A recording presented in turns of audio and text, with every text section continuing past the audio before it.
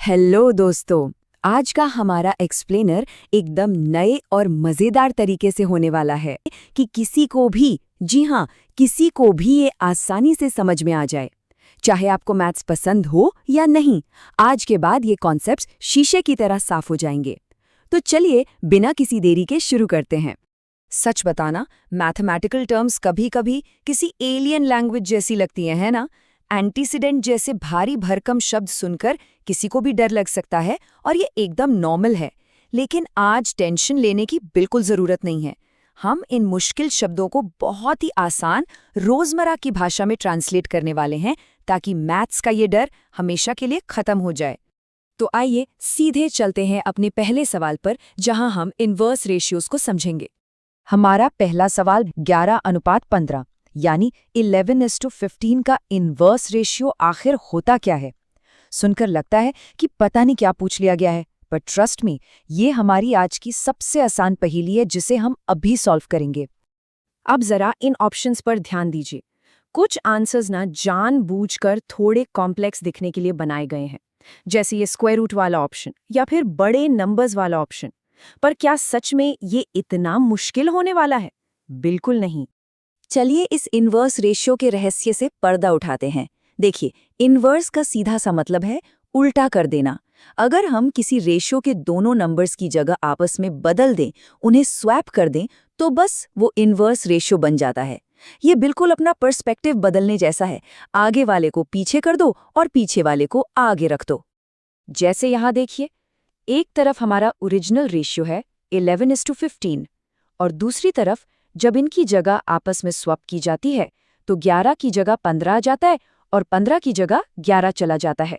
यही तो है हमारा नया रेशियो 15:11। देखने में कितना सिंपल और आसान है ना? तो फिर हमारा सही जवाब क्या होना चाहिए? एग्जैक्टली, ऑप्शन ए यानी 15:11। देखा आपने, हमारी पहली पहेली कितनी आसानी से सॉल्व हो गई। इसमें कोई मुश्किल कैलकुलेशन नहीं थी, सिर्फ शब्दों का एक छोटा सा खेल था जिसे हमने आसानी से समझ लिया। चलिए अब बढ़ते हैं अपने दूसरे सवाल की तरफ, जहां हम कुछ और नए शब्दों को डिकोड करेंगे। आइए इस पजल पर ध्यान देते हैं। दो क्वांटिटीज का रेशियो 3:4 है। अगर एंटीसीडेंट 15 है तो कॉन्सिक्वेंट क्या होगा? अब यहाँ पर एंटीसीडेंट और कॉन्सिक्वेंट जैसे शब्द सुनकर ध्यान भटक सकता है और ऐसा लगता है जैसे किसी हैवी मैथ्स की किताब खोल ली हो। और ये रहे हमारे ऑप्शंस 16, 60, 22 या फिर 20। इनमें से कोई एक हमारा मिसिंग नंबर है। इन शब्दों को देखकर घबराना नहीं है दोस्तों। आइए इन्हें इतनी आसान भाषा में ट्रांसलेट करते हैं कि सही जवाब खुद हमारे सामने आ जाए। सारा डर दिमाग से निकाल दीजिए, क्योंकि एंटीसीडेंट का बस इतना सा मतलब होता है रेशियो का पहला नंबर, और कॉन्सिक्वेंट क्या होता है? दूसरा नंबर। बस दैट्स इट। पहला हिस्सा और दूसरा हिस्सा, इससे ज्यादा कुछ भी नहीं है इसमें। तो अब अलजेब्रा की मदद से इसको थोड़ा सॉल्व करते हैं। पहला स्टेप, इस रेशियो को एक इक्वेशन की तरह लिखते हैं। 3/4 = 15/x। अब हमें क्लियर पता है कि 3 में 5 मल्टीप्लाई करें तो 15 आता है। दूसरे स्टेप में क्रॉस मल्टीप्लाई करने पर हमें मिलेगा 3x = 60। और आखिरी स्टेप, जब हम 60 को 3 से डिवाइड करेंगे तो x की वैल्यू 20 आएगी। दोनों तरफ बैलेंस बनाए रखना, यही तो मैथ्स है ना? और लीजिए, हमारा मिसिंग कॉन्सिक्वेंट यानी दूसरा नंबर निकल कर आया है 20, जिसका सीधा सा मतलब है कि ऑप्शन डी एकदम सही जवाब है। ये साफ दिख रहा है कि जब कॉन्सेप्ट एक बार अच्छे से समझ में आ जाए तो आधी कैलकुलेशन दिमाग में अपने आप हो जाती है। अब वक्त आ गया है तीसरे सवाल का। इसे हम आज का फाइनल चैलेंज मानेंगे। इससे आप हमारा बॉस लेवल चैलेंज समझ सकते हैं, क्योंकि इसमें अभी तक सीखी गई सारी चीजें एक साथ अप्लाई करनी है। सवाल सुनिए। रेशियो 5:7 है। अगर इसके इनवर्स रेशियो का कॉन्सिक्वेंट 5 है तो एंटीसीडेंट क्या होगा? अब यहाँ गौर करने वाली बात यह है कि कैसे ये सवाल जानबूझकर शब्दों का एक जाल बुन रहा है ताकि हम कंफ्यूज हो जाएं, पर हम इतनी आसानी से कहाँ उलझने वाले हैं। ये रहे हमारे आखिरी ऑप्शंस। यहाँ भी देखिए, डिस्ट्रैक्ट करने के लिए √5 दे दिया गया है, लेकिन हमें अपना फोकस अपने लॉजिक पर रखना है। चलिए इस शब्दों की पहेली को एक एक स्टेप करके खोलते हैं। इन 3 स्टेप्स से हम ये सारी उलझन को खत्म कर देंगे। स्टेप 1, हमारा ओरिजिनल रेशियो 5:7 है। स्टेप 2, सवाल इनवर्स रेशियो की बात कर रहा है, तो 5:7 को उल्टा कर देते हैं, जो बन गया 7:5। स्टेप 3, अब इस नए रेशियो 7 और 5 में पहला नंबर यानी एंटीसीडेंट 7 है और दूसरा नंबर यानी कॉन्सिक्वेंट 5 है। और जरा याद कीजिए, सवाल में हमसे पूछा क्या गया था, यही ना कि एंटीसीडेंट क्या है। तो लीजिए, जवाब हमारे बिल्कुल सामने रखा है। पूरा जाल सुलझने के बाद एंटीसीडेंट निकला 7। इसका मतलब ऑप्शन सी ही आखिरी सही जवाब है। शब्दों के इस मेज को भेद कर हमने ये फाइनल बॉस लेवल भी आसानी से पार कर लिया। 4 पर the ratio compounded of 2:3, 9:4, 5:6 and 8:10 is. Options हैं ए 1:1, बी 1:5, सी 3:8 या डी नन ऑफ दीज। अब कंपाउंडिंग टर्म सुनने में बड़ा फैंसी लगता है, पर प्रैक्टिकली ये बहुत आसान है। आपको बस सभी पहले टर्म्स यानी एंटीसीडेंट्स को आपस में मल्टीप्लाई करना है और सारे दूसरे टर्म्स यानी कॉन्सिक्वेंट्स को आपस में मल्टीप्लाई कर देना है ना सिंपल? अब इसके आगे एक रैपिड फायर क्वेश्चन सीक्वेंस आने वाला है, पर उससे पहले मैं चाहता हूं कि हम कुछ कॉन्सेप्ट्स क्लियर कर लें। इससे अपना मैथ का टूल किट समझिए। डुप्लीकेट का सीधा सा मतलब है रेशियो का स्क्वायर करना, सब डुप्लीकेट मतलब स्क्वायर रूट निकालना, ट्रिप्लीकेट यानी क्यूब करना, और sub duplicate, you guessed it, cube root निकालना। इन चारों टर्म्स को ध्यान में रखिएगा, ये आगे बहुत काम आने वाले हैं। तो चलिए क्वेश्चन 5 देखते हैं। The subduplicate ratio of 3:4 is options A √3:2, B 4:3, C 9:16, D none of these. यहां गलती से स्लूप्लीकेट टाइप हो गया है, पर कॉन्टेक्स्ट के हिसाब से ये क्लियरली डुप्लीकेट ऑपरेशन की ही बात कर रहा है। अभी थोड़ी देर पहले हमने अपने टूल किट में क्या सीखा था? डुप्लीकेट मतलब नंबर्स को स्क्वायर करना। तो 3 का स्क्वायर हुआ 9 और 4 का स्क्वायर 16। मिल गया आपको अपना जवाब। आगे बढ़ते हैं क्वेश्चन 6 पर। The sub duplicate ratio of 25:36 is A 6:5, B 36:25, C 50:72 या डी 5:6। अपना टूल किट याद कीजिए दोस्तों। सब डुप्लीकेट मतलब क्या? Square root. तो 25 का स्क्वायर रूट निकाला जो आता है 5 और 36 का आया 6। एकदम डायरेक्ट और क्विक मेंटल कैलकुलेशन। अगला मैथ ऑपरेशन और भी मजेदार होने वाला है। Question 7, the triplicate ratio of 2:3। Options हैं ए 8:27, बी 6:9, सी 3:2 या डी नन ऑफ दीज। अब हम डिफिकल्टी को एक लेवल ऊपर ले जा रहे हैं। ट्रिप्लीकेट रेशियो में हम सिंपली नंबर्स को क्यूब करते हैं, यानी आपको 2 का क्यूब और 3 का क्यूब करना है। एकदम स्ट्रेट फॉरवर्ड है। और अब उसी सेम प्रोसेस का बिल्कुल reverse. Question 8, the sub triplicate ratio of 8:27 is options A 27:8, B 24:81, C 2:3, D none of these. यहां हमें इसका उल्टा करना है, यानी क्यूब रूट ढूंढना है। 8 और 27 दोनों का क्यूब रूट निकालना। सच कहूं तो ये रिवर्स कैलकुलेशंस ही मैथ को पजल्स की तरह इंटरेस्टिंग बनाती हैं। चलिए अब इन अलग अलग कॉन्सेप्ट्स को थोड़ा मिक्स करके देखते हैं। Question 9, the ratio compounded of 4:9 and the duplicate ratio of 3:4 is options A 4:1, B 1:3, C 2:21 या डी नन ऑफ दीज। ये प्रॉब्लम सच में काफी आकर्षक है, क्योंकि ये बेसिक कंपाउंडिंग को डुप्लीकेट कॉन्सेप्ट के साथ मिला देती है। सोचिए, पहले आप 3:4 को डुप्लीकेट करेंगे और फिर जो नतीजा आएगा उससे 4:9 के साथ कंपाउंड कर देंगे। एकदम शानदार कॉम्बिनेशन। इसी सीक्वेंस में थोड़ा और आगे बढ़ते हैं। Question 10, the ratio compounded of 4:9, the duplicate ratio of 3:4, the triplicate ratio of 2:3 and 9:7 is options A 2:7, B 7:2, C 2:21, D none of these. देख रहे हैं आप यहां कंप्लेक्सिटी लेवल कैसे स्टैकअप हो रहा है। एक ही प्रॉब्लम में कंपाउंडिंग, डुप्लीकेट और ट्रिप्लीकेट सब कुछ एक साथ डाल दिया गया है। थोड़ा लंबा जरूर दिखता है, पर पूरा लॉजिक का खेल है। अब आते हैं क्वेश्चन 11 पर। The ratio compounded of 4:5, 9:7, the triplicate ratio of 3:4 and the triplicate ratio of 2:3, A 4:512, B 3:32, C 50:12, D none of these. यहां रेशियो की जगह नीटियो टाइप हो गया है, चलिए उसे इग्नोर करते हैं। पर असली ट्विस्ट देखा आपने?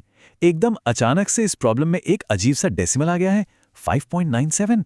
ये अनएक्सपेक्टेड एंट्री सीधा ध्यान खींचती है और पूरी प्रॉब्लम को बहुत यूनिक बना देती है। इसी के साथ हम शुरू करते हैं अपना phase 2, substitution and proportional distribution. यानी जो कॉन्सेप्ट्स हमने अभी सीखे, अब वक्त आ गया है उन्हें एक्चुअल मैथमेटिकल सिचुएशंस में अप्लाई करने का। Question 12. A is to B equals 3 is to 4. The value of 2A plus 3B is to 3A plus 4B is. Options है A 54 is to 25, B 8 is to 25, C 17 is to 24 और D 18 is to 25। ये इस बात का perfect example है कि algebra में ratio की वैल्यूज को सीधे सब्स्टिट्यूट कैसे किया जाता है। आपको बस इक्वेशन में A की जगह 3 और B की जगह 4 रख देना है और मैथ खुद ब खुद सॉल्व होने लगेगा। Question 13. Two numbers are in the ratio 2:3. If 4 be subtracted from each, they are in the ratio 3:5. The numbers are A 16:24, B 4:6, C 2:3, D none of these. ये एक बहुत ही इंटरेस्टिंग और इंट्रीगिंग डायनामिक है। सोचो आपने दोनों नंबर से सिर्फ एक छोटा सा नंबर 4 सब्ट्रैक्ट किया और उसने शुरुआती रेशियो का पूरा गेम ही बदलकर 3:5 कर दिया। यहाँ इक्वेशन सेटअप करके ओरिजिनल नंबर्स निकालने होंगे। आप थोड़ा ज्योमेट्री का तड़का लगाते हैं। Question 14. The angles of a triangle are in ratio 2:7:11. The angles are VVI options A 20 70 90, B 30 70 80, C 18 63 99, D none of these. हम सब जानते हैं कि एक ट्रायंगल के तीनों एंगल्स का टोटल सम हमेशा 180 डिग्री होता है। बस अब उस 180 डिग्री को इस 3 हिस्सों वाले रेशियो में बांटना है।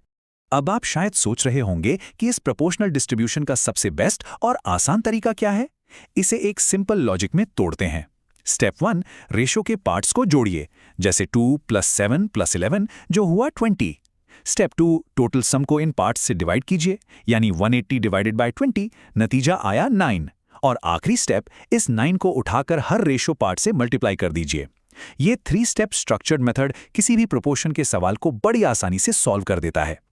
चलिए वही सेम लॉजिक जरा फाइनेंशियल सिनेरियो में लगा के देखते हैं। Question 15. Division of 324 between x and y is in the ratio 11:7.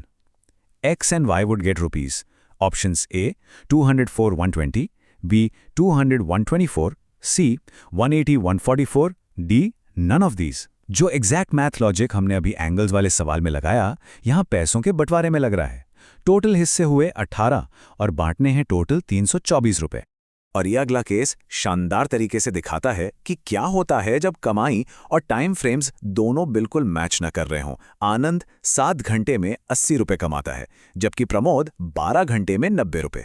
अब आप इन आंकड़ों को सीधे आपस में कंपेयर नहीं कर सकते। ये तो एप्पल्स को ऑरेंजेस से कंपेयर करने वाली बात हो गई ना।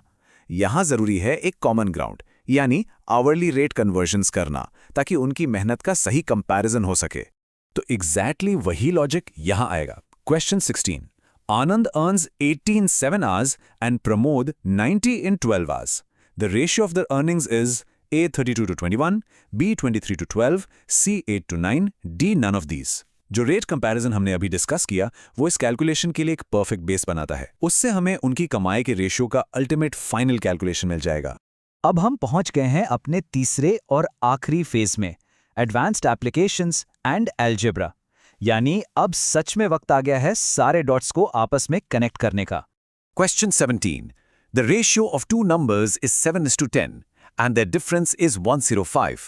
The numbers are A 200 305, B 185 290, C 245 350, D none of these. इसे ना एक मैथ पजल की तरह सॉल्व कीजिए। आपको ओरिजिनल नंबर्स का पता लगाना है और हिंट के तौर पर आपके पास है सिर्फ उनका रेशियो और उनका आपसी डिफरेंस। इस पूरी पजल में सबसे बड़ा क्लू है ये नंबर 105। ध्यान से सोचिए, ये संख्या दरअसल 7 और 10 के रेशियो टर्म्स के बीच के एग्जैक्टली 3 पार्ट्स के डिफरेंस को दर्शाती है। अगर 3 पार्ट्स 105 के बराबर हैं तो लॉजिक कहता है कि हम एक पार्ट की वैल्यू आराम से निकाल सकते हैं और जैसे ही एक पार्ट मिला, ओरिजिनल नंबर्स ऑटोमेटिकली अनलॉक हो जाएंगे। Question 18. P, Q and R are three cities.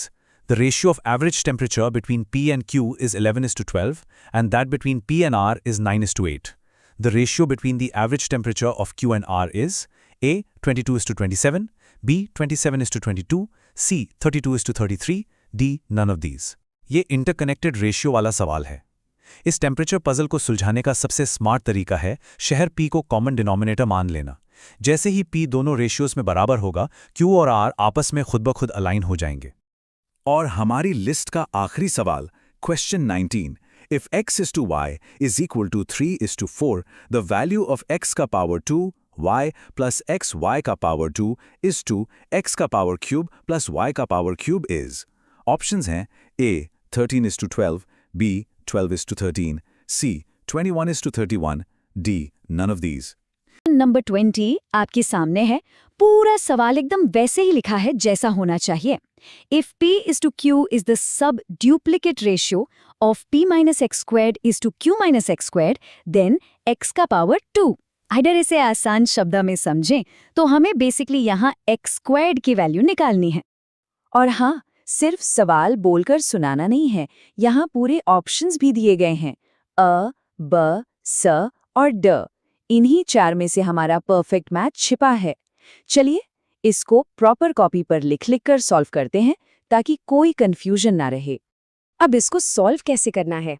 पहला स्टेप, क्योंकि p बाई क्यू एक सब ड्यूप्लिकेट रेशियो है तो इक्वेशन बनेगी p बाई क्यू बराबर under p minus x square divided by Q minus x square. अब इस रूट को हटाने के लिए दोनों साइड स्क्वायर करना पड़ेगा, राइट? जैसे ही हम स्क्वायर करेंगे और क्रॉस मल्टीप्लाई करेंगे तो एक्स स्क्वायर खुद ब खुद अलग हो जाएगा। देखा आपने, जब हम हर एक स्टेप को ऐसे लिख कर करते हैं तो चीजें कितनी आसान लगने लगती हैं। बिना रुके सीधे आते हैं सीरियल नंबर 21 पर। सवाल पूरा का पूरा ये रहा, If 2s is to 3t is the duplicate ratio of 2s minus p is to 3t minus p, then अब नोटिस कीजिए यहाँ पिछले सवाल का बिल्कुल उल्टा कॉन्सेप्ट टेस्ट किया जा रहा है, यानी कि डुप्लीकेट रेशियो। और ये रहे हमारे 4 एग्जैक्ट ऑप्शंस। हमें बेसिकली इन p, s और t वेरिएबल्स के बीच का एकदम सही एल्जेब्रिक रिलेशन ढूंढ के निकालना है। चलिए इसको भी डिटेल में लिखकर सॉल्व करते हैं। याद है ना, डुप्लीकेट रेशियो का मतलब होता है स्क्वायर करना। तो हमारी इक्वेशन क्या बनेगी? 2s बाई 3t बराबर 2s माइनस पी का whole square divided by 3t minus P का होल स्क्वायर। अब आगे का रास्ता तो एकदम साफ है। इन स्क्वायर्स को एक्सपैंड कीजिए, क्रॉस मल्टीप्लाई कीजिए और जो भी टर्म्स कॉमन है उन्हें कैंसिल कर दीजिए। पूरा सिंप्लीफाई करने के बाद जो सबसे छोटा फॉर्म बचेगा वही हमारा आंसर है। नंबर 22 एकदम वैसे ही जैसा ओरिजिनल पेपर में आता है। If p is to q equals 2 is to 3 and x is to y equals 4 is to 5, then the value of 5px plus 3qy is to 10px plus 4qy is। देखिए यहाँ पे दो बहुत ही simple ratios दिए हुए हैं और उनको मिलाकर एक काफी बड़े एक्सप्रेशन की वैल्यू पूछ ली गई है। और ऑप्शंस पर जरूर ध्यान दीजिएगा, ये चारों ऑप्शंस यहाँ परफेक्टली लिस्ट किए गए हैं। नंबर्स काफ़ी स्पेसिफिक हैं, इसका मतलब है कि हमें सब्स्टिट्यूशन करते वक्त कैलकुलेशन का बहुत ध्यान रखना होगा। सच बताऊं तो ये देखने में बड़ा लग रहा है, पर इसका लॉजिक बच्चों जैसा आसान है। हमें बस p की जगह 2, q की जगह 3, x की जगह 4 और y की जगह 5 रखना है। पूरा का पूरा खेल बस इन वैल्यूज को सही जगह उठाकर रखने का है। न्यूमरेटर में वैल्यूज मल्टीप्लाई करके जोड़िए और ठीक वही काम डिनोमिनेटर में कीजिए। बेसिक एडिशन और मल्टीप्लिकेशन करते ही आपके सामने फाइनल रिजल्ट तुरंत आ जाएगा। अब आते हैं सीरियल नंबर 23 पर। एक इंटरेस्टिंग चीज यहाँ देखिए, ओरिजिनल सोर्स में रेशियो की जगह टाइपिंग मिस्टेक से टैट्यू लिखा था, पर हमने वादा किया था कि सवाल एकदम एग्जैक्टली जैसा है वैसे ही रखेंगे, तो यहाँ भी वही लिखा है। The number which when subtracted from each of the terms of the tattoo 19 is to 31, reducing it to 1 is to 4। कहने का मतलब ये है कि 19 और 31 दोनों में से हम आखिर क्या घटाएं कि उनका नया रेशियो 1 is to 4 बन जाए। हमारे पास यहाँ ऑप्शंस एकदम क्लियर हैं, 15, 5, 1 या फिर none of these। आइए देखते हैं कि इसे किस एग्जैक्ट लॉजिक से स्टेप बाय स्टेप लिखकर सॉल्व किया जा सकता है। यहाँ मैथ एकदम मैजिक की तरह काम करती है।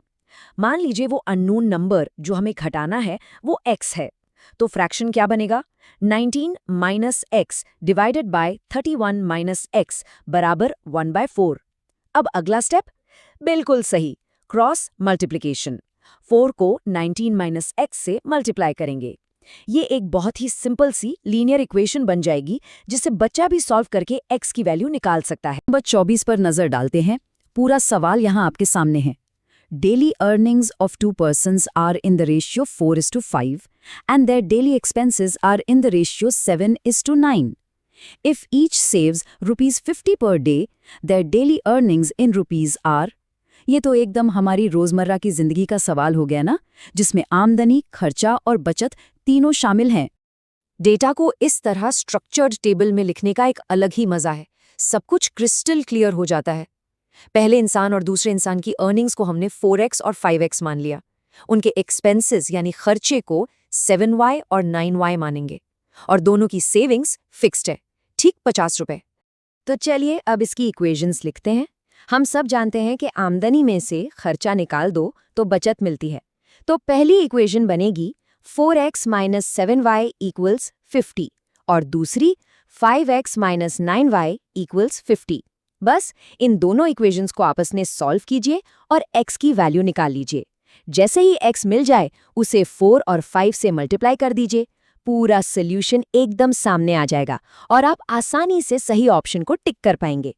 और अब हम आ गए हैं इस एक्सप्लेनर के आखिरी सवाल पर, यानी क्वेश्चन नंबर 25। सवाल पूरा का पूरा ये रहा। The ratio between the speeds of 2 trains is 7:8. If the second train runs 400 kilometers in 5 hours, the speed of the first train is. यहाँ हमें दो अलग-अलग ट्रेन्स की स्पीड को कैलकुलेट करके कंपेयर करना है। एक बार फिर से हम इस पूरे इन्फॉर्मेशन को एक सिंपल सी टेबल में सजा लेंगे। ट्रेन 1 और ट्रेन 2 की स्पीड का रेशियो 7x और 8x है। ट्रेन 2 का डिस्टेंस है 400 किलोमीटर्स और टाइम है 5 घंटे। इस तरह नोन और अननोन डेटा को अलग करके लिखने से दिमाग में एकदम क्लियर पिक्चर बन जाती है कि आगे क्या करना है। आइए इसको स्टेप बाय स्टेप तोड़ते हैं। सबसे पहले दूसरी ट्रेन की स्पीड निकालते हैं। फॉर्मूला क्या है? डिस्टेंस डिवाइडेड बाय टाइम, यानी 400 को 5 से डिवाइड करेंगे तो हमें मिलेगा 80 किलोमीटर पर आवर।